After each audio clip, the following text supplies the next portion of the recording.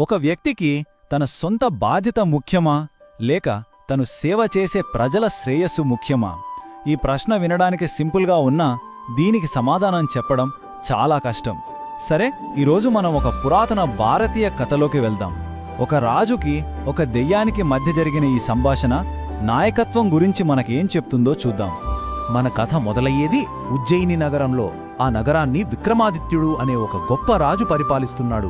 ఆయన న్యాయానికి, ధైర్యానికి మారుపేరు. కాని ఆ రాజ్యానికి దగ్గరలోనే ఒక దట్టమైన చీకటి అడవి ఉండేది. అందులో ఒక భయంకరమైన ఆత్మ తిరుగుతుందని దాని పేరు చెబితేనే జనం వణికిపోయేవారు. ఇక్కడే అసలు ప్రశ్న మొదలవుతుంది. ఒక పాలకుడి గొప్పతనాన్ని కొలిచేది ఏది? అతని బలాన్నా, తెలివితేటలా, లేక అతను చేసే త్యాగమా? విక్రమాదిత్యుడు సరిగ్గా ఇలాంటి ఒక కఠినమైన పరీక్షని ఎదుర్కోబోతున్నాడు. అలా ఉండగా ఒకరోజు విక్రమాదిత్యుడి ఆస్థానంలోకి ఒక రహస్యమైన తపస్వి అడుగుపెట్టాడు. అతను రాజుగారి ధైర్యాన్ని, పట్టుదలని పరీక్షించే ఒక ప్రమాదకరమైన పనిని అప్పగించాడు. అది మామూలు పని కాదు, ఏకంగా విధిని సవాలు చేసేంత పెద్ద బాధ్యత. ఆ పనేంటంటే, అందరూ భయపడే ఆ చీకటి అడవిలోకి వెళ్లి అక్కడున్న భేతాళుణ్ణి పట్టి బంధించి తన దగ్గరకు తీసుకురావాలి. ఇచ్చిన మాటకు కట్టుబడే విక్రమాదిత్యుడు ఒక్క క్షణం కూడా ఆలోచించలేదు. ఒంటరిగా భయంకరమైన అడవిలోకి బయలుదేరాడు.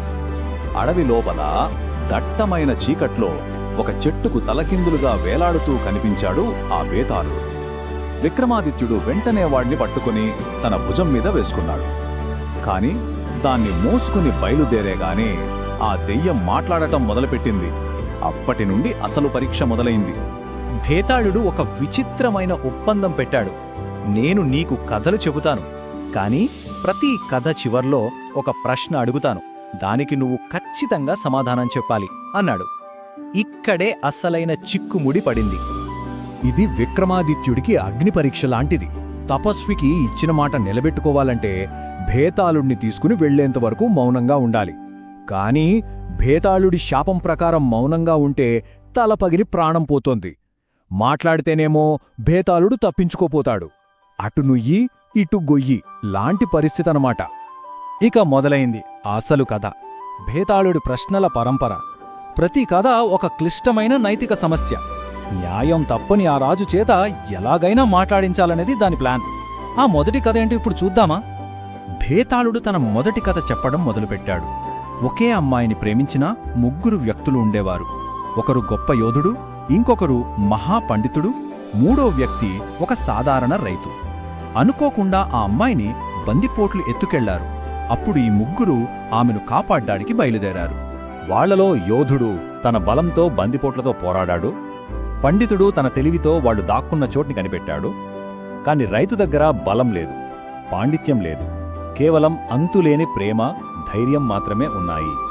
వాటితోనే అతను బందిపోట్లను ఎదుర్కొన్నాడు. భేతాళుడు తన ప్రశ్నను సూటిగా అడిగాడు. ఇప్పుడు చెప్పు రాజా, బలం, తెలివి, ప్రేమ ఈ మూడింటిలో ఏది గొప్పది? ఆ అమ్మాయికి ఎవరు సరైన వరుడు?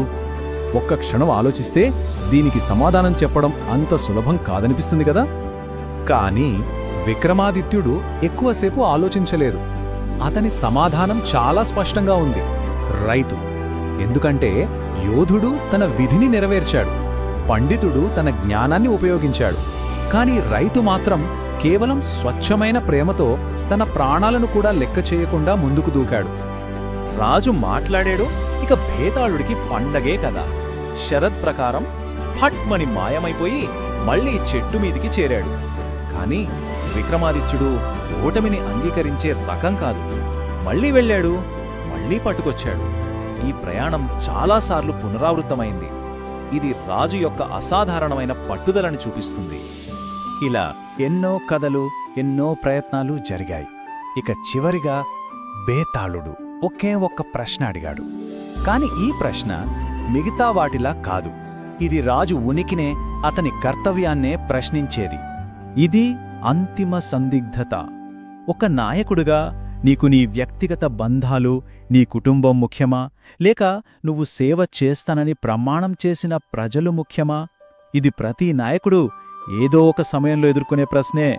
ఈసారి విక్రమాదిత్యుడు వెంటనే జవాబు చెప్పలేకపోయాడు. అతని మనస్సులో ఒక పెద్ద యుద్ధమే జరుగుతోంది. ఇది తన వ్యక్తిగత బాధ్యతలకు ప్రజా బాధ్యతలకు మధ్య జరుగుతున్న సంఘర్షణ. అతను తీసుకునే నిర్ణయం అతని పాలనకే ఒక నిర్వచనంలా నిలిచిపోతోంది. చాలాసేపటి మౌనం తర్వాత అతను ఒక నిర్ణయానికొచ్చాడు. అతని గొంతులో ఎంతో నిశ్చయత ఉంది. నిజమైన రాజు బ్రతికేది తన ప్రజల కోసమే, మిగతావన్నీ ఆ తర్వాతే. అయితే ఈసారి ఒక అద్భుతం జరిగింది. భేతాళుడు మాయం కాలేదు. పైగా రాజు యొక్క న్యాయానికి, నిస్వార్థమైన వివేకానికి తల వంచింది. అతని నిబద్ధతను చూసి ఆశ్చర్యపోయింది.